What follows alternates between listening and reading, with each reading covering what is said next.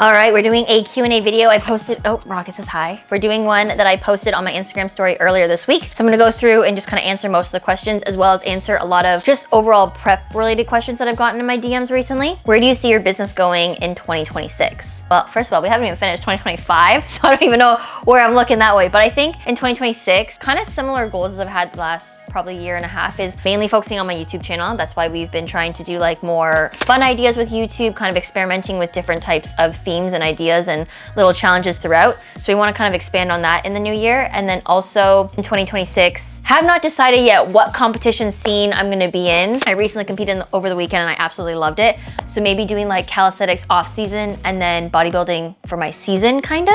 I don't know if it's gonna be too hard, but that's kind of where I see it potentially going. Business-wise with content, always gonna be filming on Instagram. I wanna get Rocket's account up and, running. So if you guys wanna follow Raising Rocket and get him to become a dog influencer, that'd be spectacular, because then little man can actually literally start paying rent, which would be amazing. If you let yourself go for a full year, how long would it take you to get back to your state today? That's tough. I feel like a full year of literally doing nothing and being absolute potato, like eating whatever I want, not exercising at all, I think I would actually get pretty big.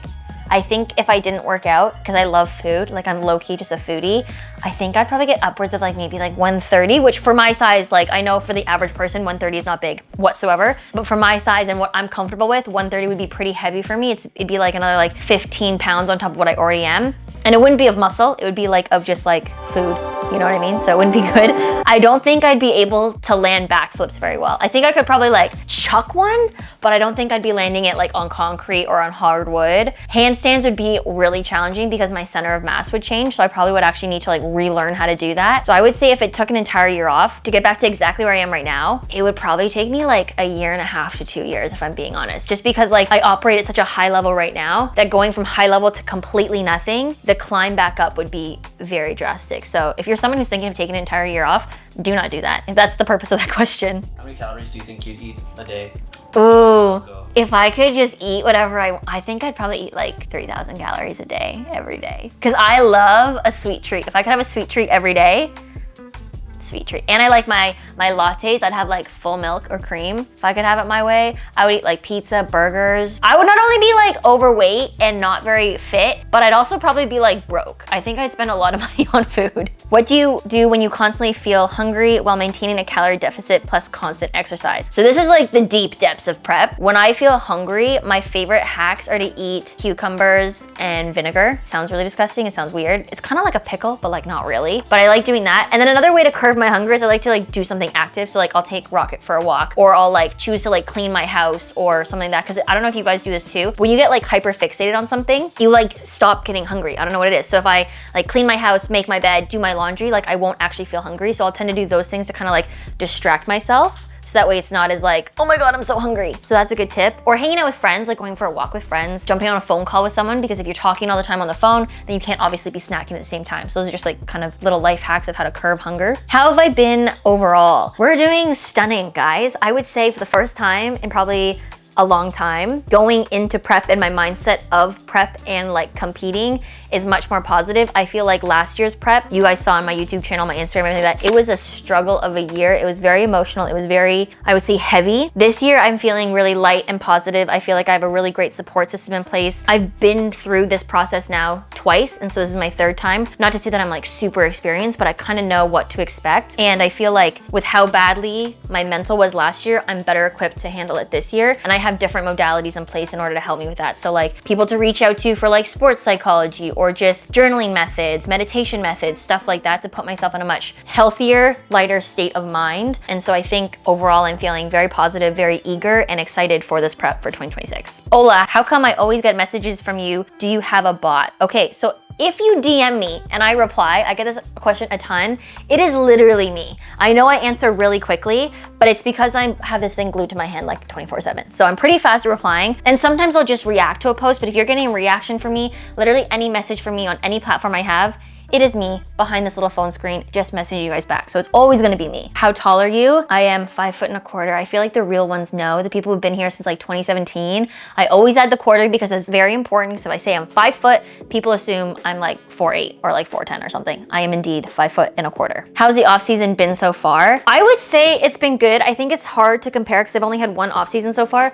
Last year was an off season where I was not very much following my program. I would say it was supposed to be like a 90-10 is what Jody said. I want to say last year I was like maybe a 65, whatever the other math ratio is of that. But I was 65% on it, and the other part of it I was not. This year, I can probably say that I've been on it at least like 85 to 90. I've been pretty good this year. I still kept with the same foods that are easy digestible. I was able to actually have 2 refeed meals a week, which was different from last year. And that's strictly because I actually did follow what I was supposed to be doing. I feel like my workouts have been getting better. Like in terms of seeing the weights go up in a lot of my workouts, I feel really confident in that. And I've also been able to balance things a lot better. So I'm able to balance like friends, family, extracurriculars. I play pickleball, I do Pilates, I do animal flow, I do my workouts, I do skill training, and I have free time to like build my Lego and, you know, do my job of like content creation. I feel like this off season has been way more balanced and healthy and just more on track altogether. So I think off season, if I were to give it a rating, was like a solid like 8.7 out of 10. I mean, like obviously it's still frustrating when I want to just like eat all the time and I can't, because I can't get like too overweight or too bulky or whichever it may be. But overall, I feel really, really good. Oh, this isn't a question, but I hope you win this year's Olympia. I also hope that. And I'm trying to be so like confident this year, and I feel like that's something that's very different from the previous years. And I kind of talked about this, I think, with one of my friends the other day, is I'm entering into this season of competing with a sense of self-belief, which I feel like I definitely didn't have it my first year. My first year, I was just like wide-eyed and didn't know what was going on and like completely shocked by any type of outcome I had. My second year, I felt like I had to like prove myself. So in that statement alone, I didn't feel like I believed in myself at all. Whereas this year I'm going into it knowing what I'm capable of, knowing my talent and where I know I'm capable of placing. And so I feel like this year going into it, I'm just really excited to show that confidence, because I think it's gonna show up on stage during the posing round and definitely through my routine, because that's something that is like super, super high focus for me this year, because you guys know last year my routine was not what I wanted. So this year we've already started working on it. It's already choreographed. We're cleaning it. I'm gonna be entering into the competition floor with like so much confidence. And Rocket agrees, as you can see. He's so cute. I wish Rocket had a Q&A, because then I could ask Rocket questions. Someone said, when is your next comp? So my next comp would be September 13th. I'm doing the Arizona show, officially announcing it, because I don't think I've put it on my Instagram at all. I've been just doing the countdown for Olympia. We are doing a warm-up show September 13th. Really, really excited. 1, I love Arizona. And 2, I've always wanted to do that show because it is a fully woman-run show. Full panel of women judges, all the women categories, and it's just like a really great event to be a part of, and I'm super excited, and that's a big reason why I wanted to compete at that one. So that show's been on my bucket list, and it's a great warm-up because it's about a month out from Olympia, so I can get any things that I need to change or like flow of things already figured out at that show, and then Olympia, it'll just be like all set and ready to go. Is getting shredded possible without diet? Literally no, like not at all. Because shredded means like you expect it to look a certain way, like you want to see muscles, but if you're not dieting and like eating properly even before you start to cut, like you're not gonna have good muscle definition. Like you can work out all day long and like lift heavy weight, but if you're eating like not tracked at all,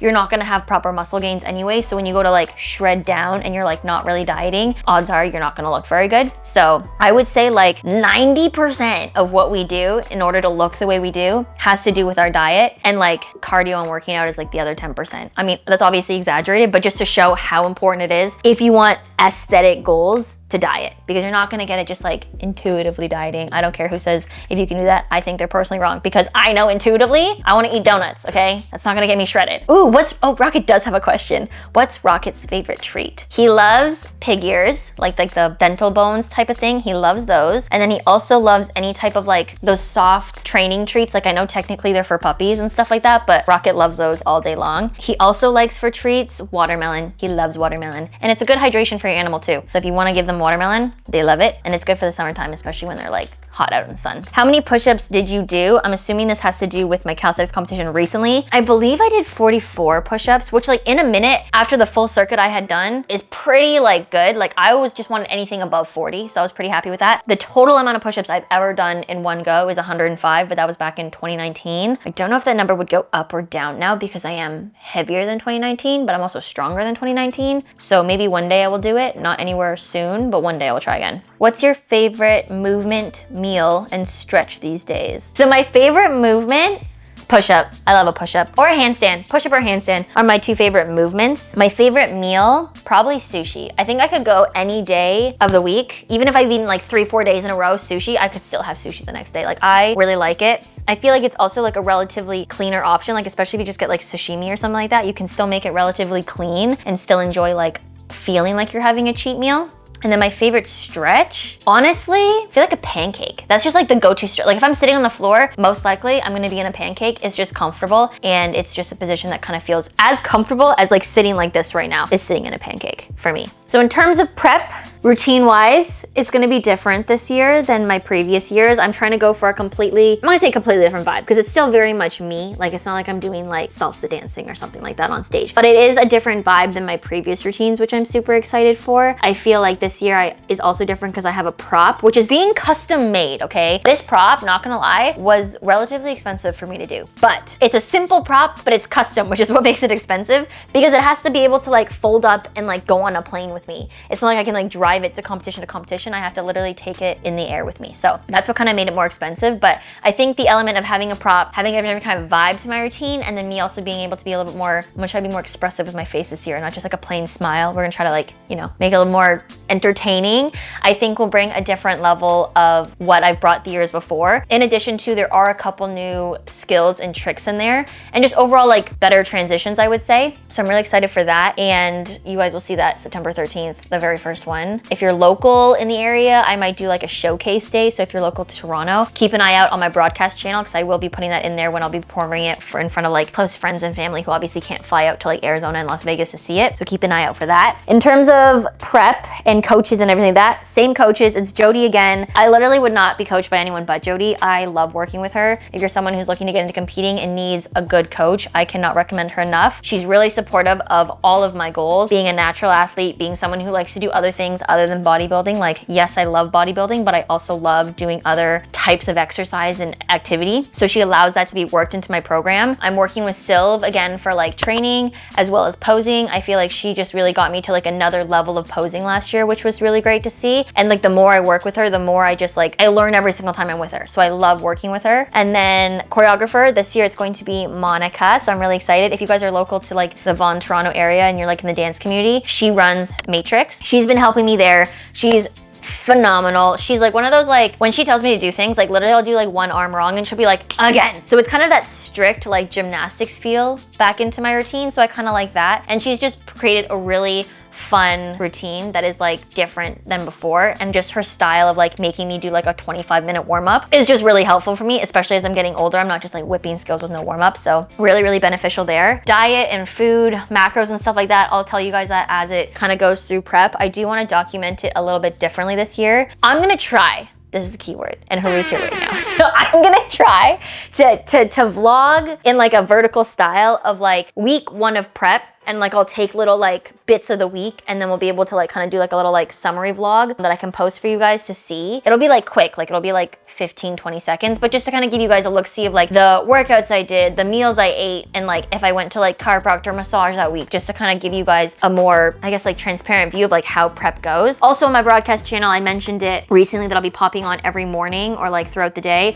with a 1-minute just like blurb of like, how's prep going? How am I feeling? What did I do today? It'll be super raw, so if I'm crashing out that day, you're gonna see it. I'm gonna be like, I hate this. You'll see it. Or if I'm just like, today was a great day, you'll also see it. So I just want to kind of bring you guys along in the most natural way possible, so that way it's not really like hindering what I'm doing, but you guys get a closer look, because being my 3rd season, I do feel like I have a little bit more flexibility of being a little bit more comfortable with filming myself through it. I feel like the first 2 years was very like, let me just do this, and then you guys will see the end result. This time around, I want you guys to really see everything, the build up, and be a part of it, and just feel like you're along for the journey even more than you have in the previous years. Suit color, we don't know what suit color yet. I'm thinking we're gonna go back to 2023 and do a red suit. I feel like I just love red, but I also look back at my other suit last year and I love the way it looks. So we're between, maybe we'll do red and green. Maybe I'll look like a Christmas tree. Maybe, we'll see. We'll see. Surprise. We'll see what Cage Customs has in store for me. But that's pretty much it for like a little bit of a prep update plus a Q&A answer. Hopefully you guys liked it. If you have any questions that I didn't answer, drop them below. But 2025 prep starts off on May 10th. There's gonna be lots of updates throughout prep. So hope you guys enjoy it. Prep season's about to begin, which means my YouTube will be taken up with a lot of prep videos as well. So you guys will be very much kept in the loop, and I hope you guys enjoy, and we'll see you guys next time.